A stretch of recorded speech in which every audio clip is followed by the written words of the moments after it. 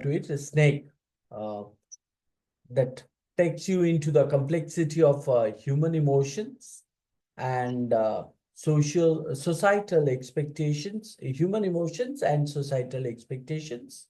Uh, when meeting with the nature, specifically through the image of a snake at a water trough, uh, D.H. Lawrence captures what? The scene on a hot day where the narrator I'm just going for the recap of it because as far as I just finished a couple of things. So, where the narrator dressed casually comes upon a snake and um, you can say that calmly drinking that the snake that came upon or comes upon a snake by the poet. So what does that snake doing there? Calmly drinking from its water source. Initially, you would find out that the narrator feels surprise and a sense of, respect, reverence, you can say, comparing the snake to a noble guest, comparing the snake to a what? A noble guest. Noble guest. Noble guest who deserves respect. So, however, societal conditioning means where in the society where he lives, so he believes that what means he means believes that the education or voice of the education, right, that represented something else, and that the voice of his education urges him or requests him to kill the snake. So earlier, he believes that what he reverent to the snake, but later you would find out the voice of his education request him to kill the snake. So equating its golden color with poison and poisonous and dangerous. So that turn between admiration and you can say that ingrained fear. The narrator faces an inner struggle about masculinity. So inner struggle means called as the kind of a struggle within him, that the voice of his education and the kind of a emotion he has for that. So, but at the same time, the narrator faces an inner struggle about masculinity. Masculinity is called as a male and bravery, courageous, and his relationship with the nature.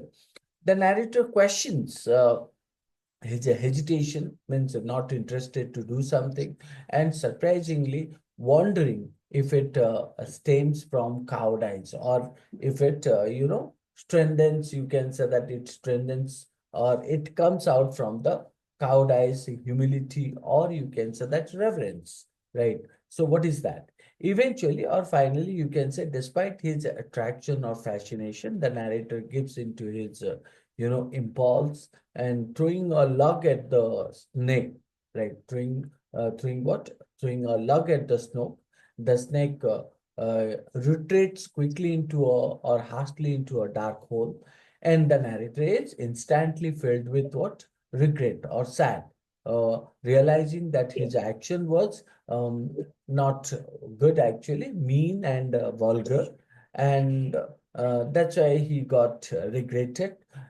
In the poem's closing, we find out that D.H. Lawrence, so who influences who influences the albatross, or who got influenced by the means H.T. Coleridge written The Ancient Mariner, where the albatross information is connected.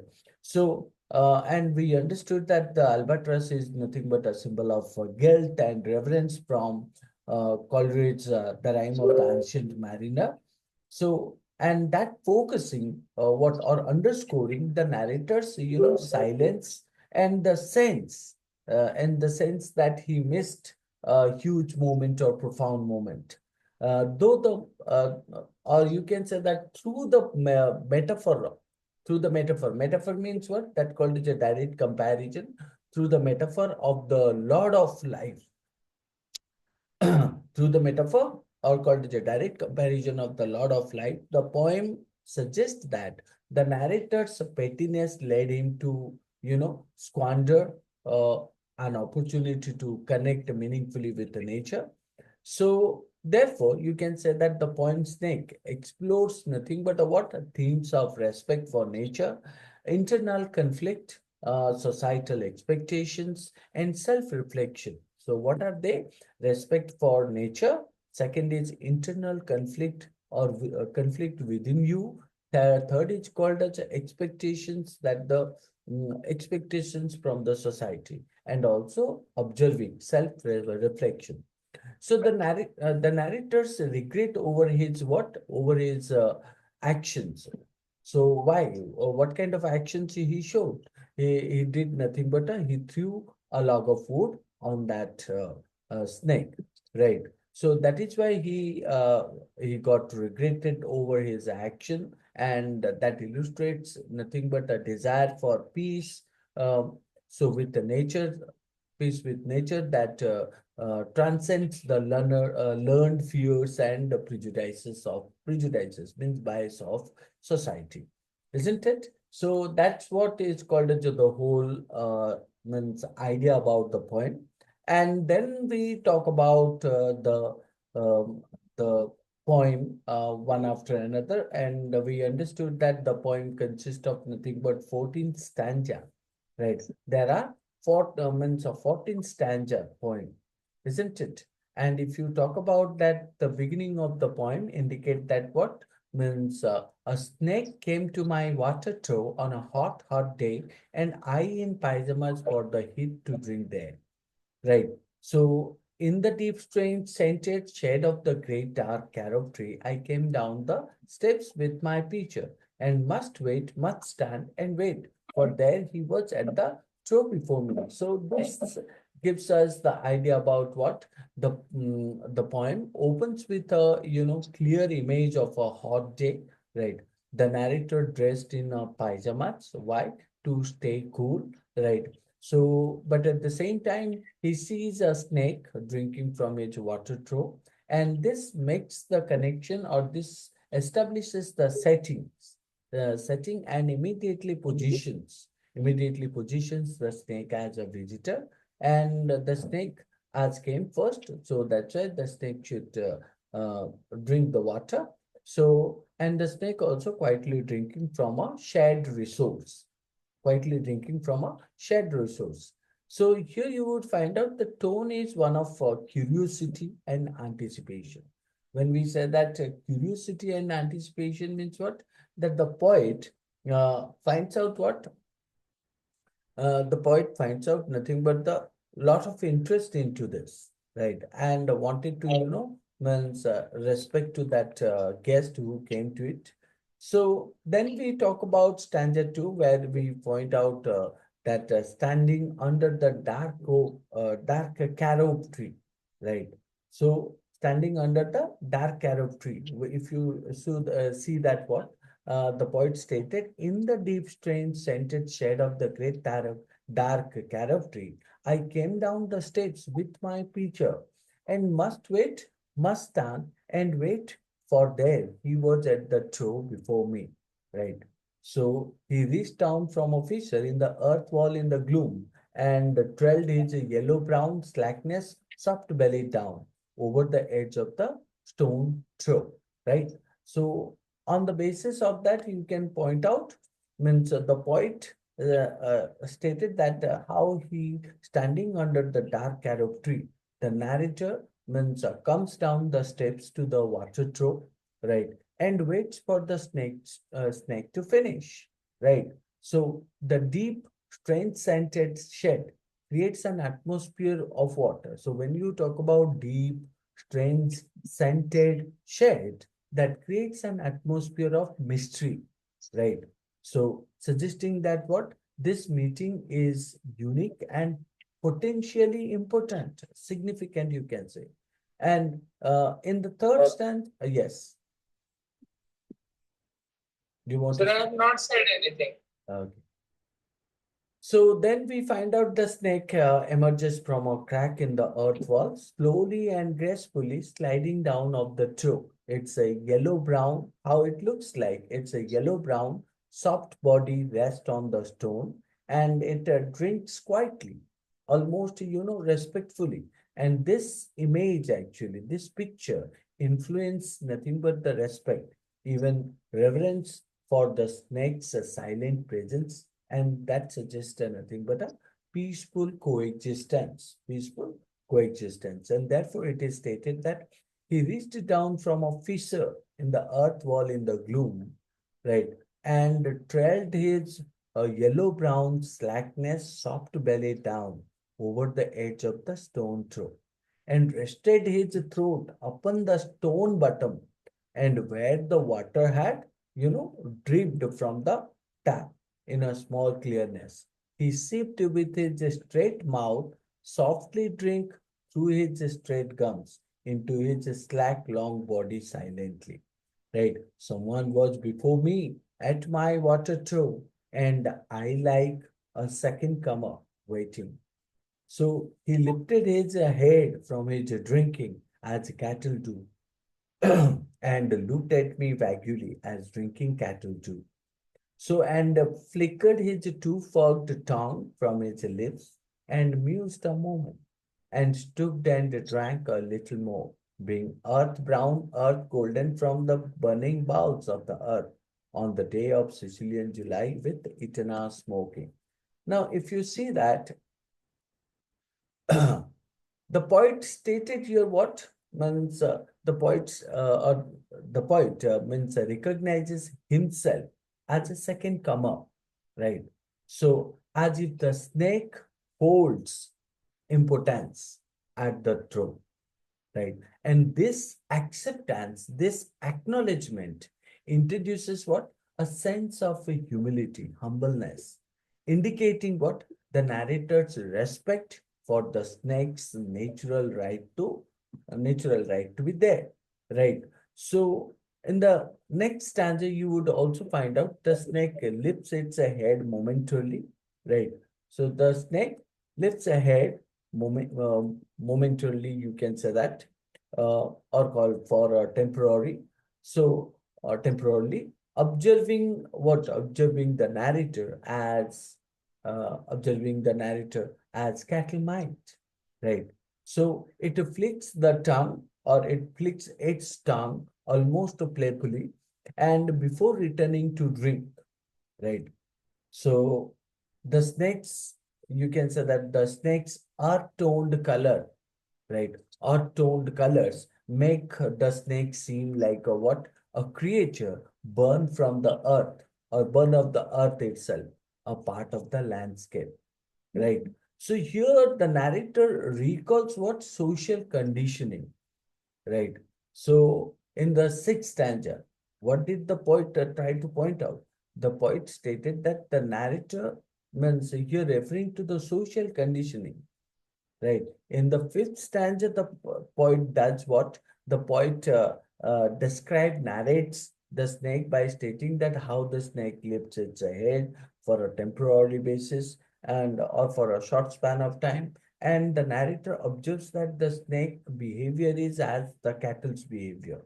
And it flicks its tongue all the time, almost playfully, before returning to drink, right? This, and also the poet said that what the snake's colors are nothing but earth tone, and those make those make the snake seem like a creature that burn of earth itself, a part of the landscape.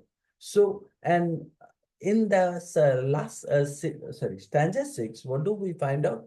The narrator talks about the social conditioning, and what does he say? Now he said that the voice of my education telling him that snakes in Sicily, golden snakes in Sicily are venomous. Venomous means poisonous, and they should be killed.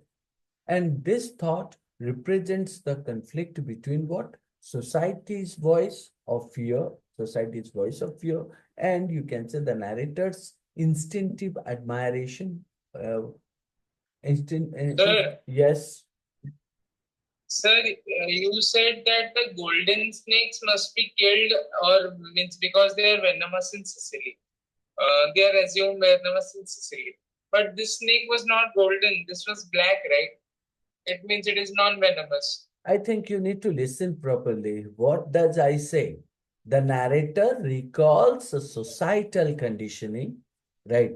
So, where the voice of his education telling him that golden snakes in Sicily, it means Sir, there but are. at last means as your summary describes, at last he threw a log on the snake, which means it tried to kill the snake, or maybe we should write. First, listen to it. What does it say? The voice of my education telling what? That golden snakes in Sicily. It means the poet talks about the variety of snakes, right? And where he pointed that golden snakes in Sicily are venomous. That doesn't mean the snake present there is made of gold or called as a color of gold, right? So it is stated golden snakes in Sicily are venomous and should be killed. And this thought represents what? The conflict between society's voice of fear and the narrator's instinctive admiration for the snake, right? So that is what I pointed. What did it say? Narrator tries to tell that society afraid of whom means the creature like snake. And you also find out the second one is means the narrator's instinctive narrators admired to the snake, right? Understood. So Yes. another thing is there also you can point out. It is the poet also stated that what the voice of my education said to me, he must be killed. For in Sicily the black snakes are innocent, right? So the gold are venomous. Did you say find out the line where it is pointed? For in Sicily the black snakes are innocent. Yes, sir. I Hmm. am already. So, and what does it say? The gold are venomous. What do you mean by that? It means in the picture, so the whether it's a gold and black, it has not pointed. It is pointed in Sicily, snakes are generally what? Snakes are generally two different types. One is called as a black and gold, and black are innocent, and the gold are poisonous. And voices in me said, if you were a man, you would take a stick and break him now and finish him off. Right. But must I confess how I liked him, how glad I was he had come like a guest in quiet to drink at my water-trough and depart peacefully, pacified and thankless into the burning bowels of this earth. Now, what do you find out in this? Now, here you would find out that the poet wants to say that means the poet grapples, or the narrator who describes this, grapples with the voices in his mind and requesting him to kill the snake, right? So the narrator or the poet who grapples with his voices, it means what is he got, involved with the voices in his mind, not from his heart. So requesting him to kill the snake. Why? Now questioning whether this would make him more manly. So this inner conflict highlights the fighting or battle between instinctual reverence, inner respect for life, and societal expectations of courage or dominance. Right. So when we look at the stanza 7, what do we find out? Here the poet talks about nothing but the contrast between the uh, voice of his education and social condition. And voice of education stated that what? Right. So you can, hello, are you there? Yes, sir. I'm there. Yeah. So, but why do I hear some kind of a murmuring sound from your back? Which sound? Murmuring sound, whispering sound. Whispering sound. No, sir. Okay. I don't think. Okay. So the narrator holds with the voices in his mind, requesting him. So his mind is telling him to kill the snake, questioning whether this would make him more manly. At the same time, he was also thinking that what if he did that, or if he does that also. So one does that, so that a masculine will be more or less. or will be the same, More, right? more So so. that is what. This inner conflict highlights the battle between what? His inner reverence for life and also expectations of courage or dominance, right? Now, if we go to the stanza 8, what do we find out? Despite his fear, right? The poet stated what? Means you can say the poet stated, uh,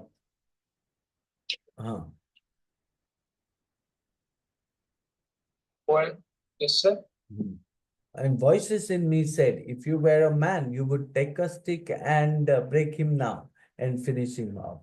But must I confess how I liked him, how glad I was he had come like a guest in quiet, to drink at my water-trough and depart peacefully, pacified and thankless into the burning bowels of this earth. Was it cowardice that I dared not kill him? Was it perversity that I longed to talk to him? Was it humility to feel so honored? I felt so honored. Right. Now, observe that despite his fear and conflict thought, the narrator admits he feels honored. He feels what? Respected by the snake's visit. He wonders, or he, I mean, he's surprised, he feels if this feeling are a sign of what? Cowardice, this feeling a sign of perversity, or this feeling is something like a humility, right?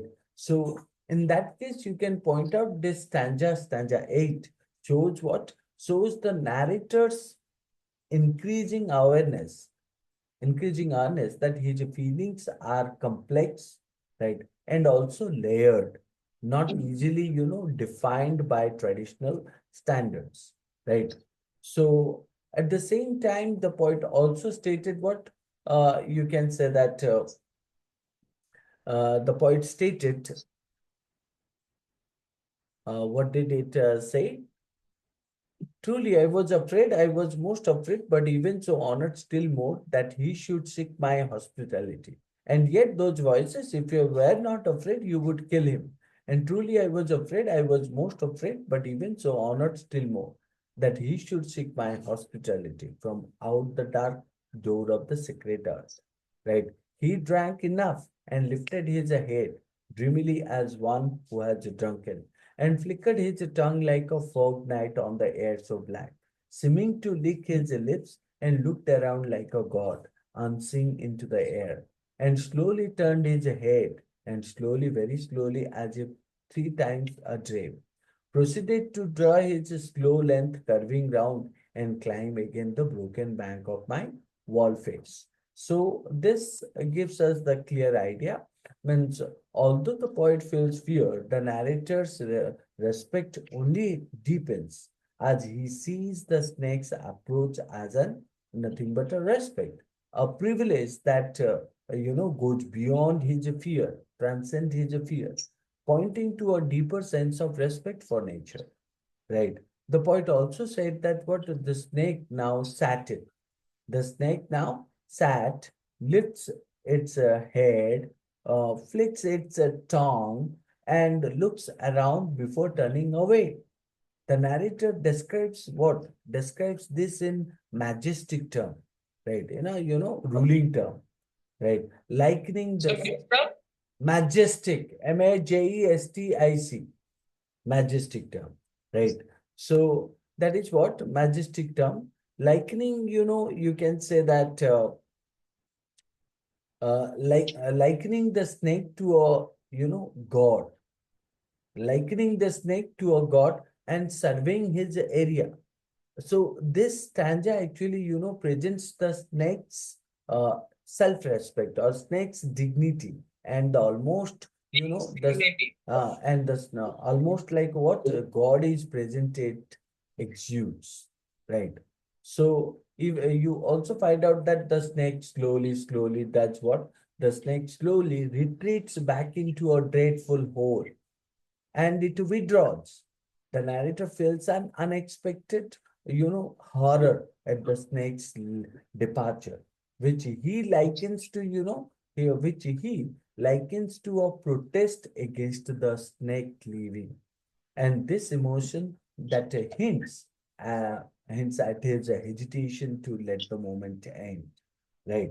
So if you see that, the poet also said that as he put his head into that dreadful hole, and as he slowly drew up, snake easing his shoulders. Easing means what? Making the body comfortable, and entered farther, a sort of horror, a sort of protest against his withdrawing into that hurried black hole, deliberately going into the blackness and slowly, drawing himself up top, right?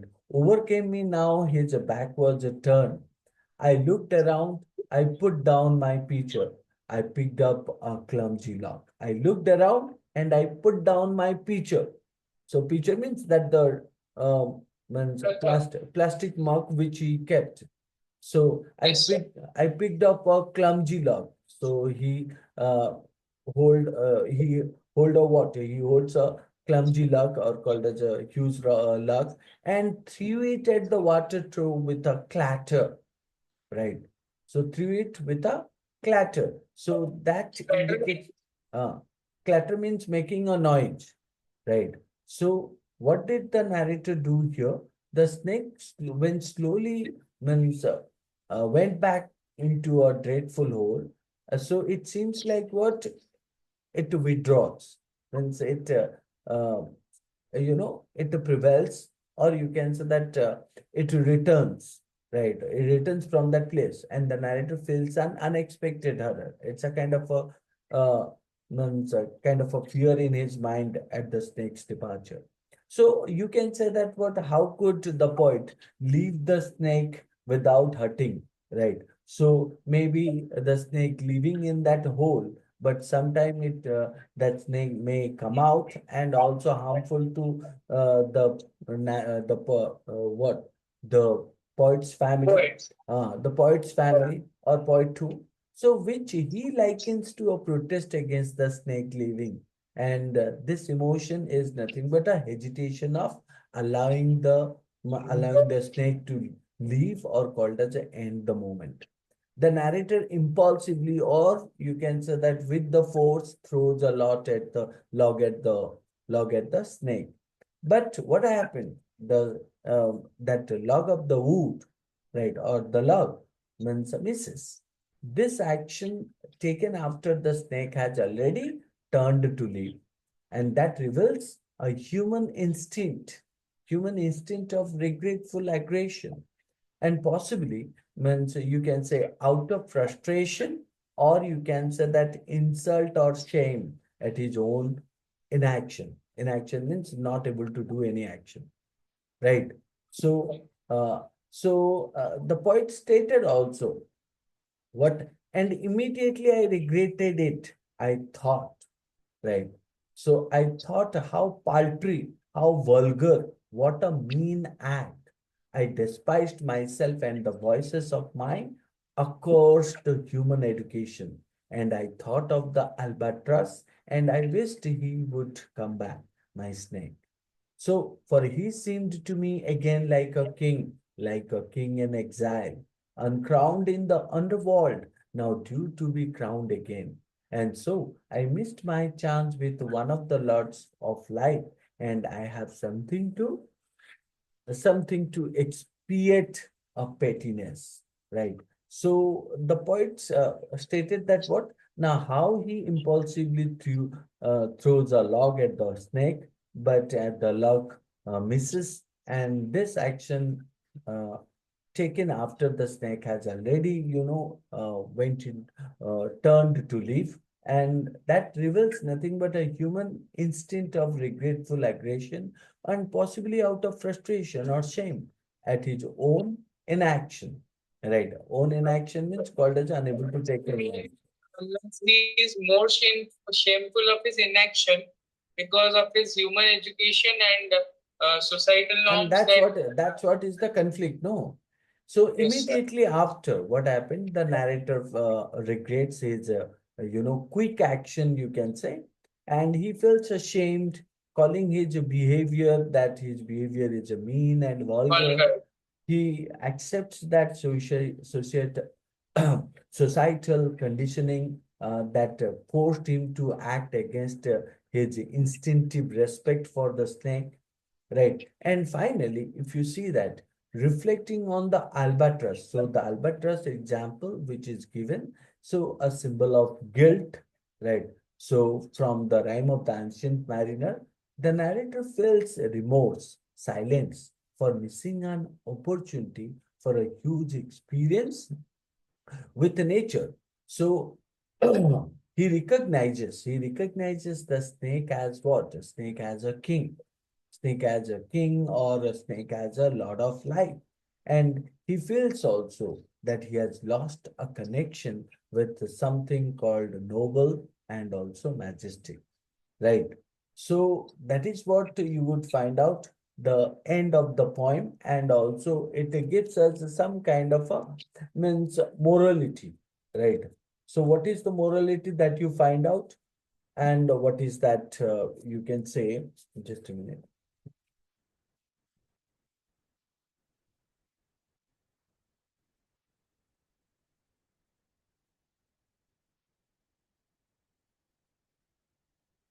So maybe the morality over here is that we should not means we should not uh, completely believe on the society or what the society says. We should listen to ourselves and our ideals and about what we think and not instantly believe on what society says. Yeah, that you can say that, but look into it. The poem Snake, which is written by David Herbert Lawrence, so uh, whose main thought is what? Nature. Respect for nature, Yes, right? sir. So that's what the poet D.H. Lawrence explores themes of what? Respect for nature.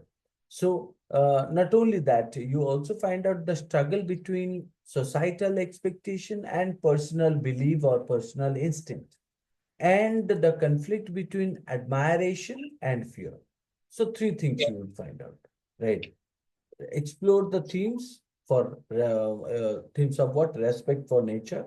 Second is called the struggle between societal expectation and personal instinct. Societal expectation means what society expects from you, and what personal instinct is called as what kind of a education he got that. And third is called as admiration and fear, right? So in that case, you can find out means they can be called as a central theme of the poem, right? And this the main idea you can find out, the main idea of the snake is what? The poem Snake is what? The narrator's internal conflict upon what? Meeting a snake at his water trough, right? He feels a mix of surprise, mix of respect, fear as he watches the snake drink, right? And society has taught him what? That golden snake are poisonous and should be killed. Yet he finds himself, drawn to the snake and feels nothing but a feeling, a sense of what? Honor, respect, and honor and reverence toward it, right? When he impulsively, throws a log at the snake, he immediately regrets that, and realizing he has acted out of socially conditioned fear rather than from personal conviction. So the poem emphasizes what? The clash. The clash means or the battle between what? Instinctive respect for nature and the pressure to act according to society's dictates, what the society wants from you, right? So in that case, you can find out a couple of things are there which can be called as moral, like respect nature and its creature, right? So like Lawrence suggests that all creatures deserve what? Respect and understanding, even those that may initially influence fear. The snake, symbolizing nature's quiet power and dignity, it is not inherently harmful. It only becomes a threat. Inherently means what? Inborn harmful, right? So it only becomes what a threat in the narrator's mind due to societal. So what society believes, that also threat to the narrator's mind, right? Second is called as a question societal conditioning.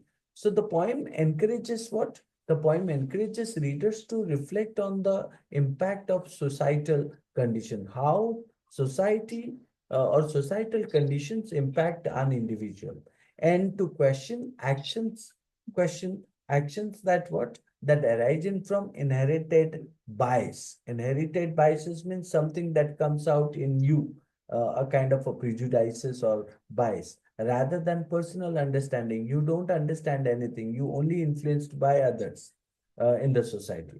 The narrator's regret after attacking the snake shows that what? Shows the emptiness of action, right? Emptiness of action taken solely to what? Conform to what society dreams, right? So what society, you can say that deems, right? Deems right. So that is again called as another moral. Then third is called as understanding, recognizing the majesty in the natural world, right? The narrator's ultimate admiration for the snake as a king in exile. Right. So, and that particular line, king in exile, expresses what? The idea. What is that idea? That the natural world has its own grandeur, right? Own, beauty, which should be respected rather than feared or destroyed. So, in quality, you can say snake, the poem, reminds readers of the importance of following one's instinct or one's voice, respecting the dignity of all living things, and examining what? Examining the bias, whatever the kind of a conflict and fear that society keeps in us. So the narrators experience that describe what? The regret that follows when one suppresses natural feeling of awe and respect in support of socially imposed fears, right? So that is what you would find out in this particular point, right? So that's what is called as a theme of inner conflict, nature and humanity's relationship, symbolism, use of imagery and sensory details, psychological depth, and also symbolic references, right? Tone and mood. The tone of, you can say that when we talk about tone of mood, the tone of snake shift from quiet respect to tension and ultimately regret and self-reproach, right? So The similarly, quite heavy words, sir, I can't understand. then you should have asked me. I said Yes, that. no, sir. The last sentence which you said, I was unable to understand. Then the last sentence stated that the tone and mood of the poem, right? If you Okay. look at that, what do we find out in the poem Snake? The tone of snake that takes from quiet reverence. What do we mean by quiet reverence? That called as a degree of respect. Degree of respect to tension. So do you find out that shift that called as a change, respect to tension, and finally, regret and self-reproach. Why respect to tension? Now, because when he finds out that the snake is present there, so what did the poet talk about? The poet stated that what? The narrator is, mesmerized or very much, happy by by finding the snake, watching it with, interest and respect. But what happened? The mood, that happy mood, changed as a societal expectation and put a feeling of guilt and fear, right? Because society believes such, and that impose on us. And that lead to the narrator to, lash out. Narrator to lash out means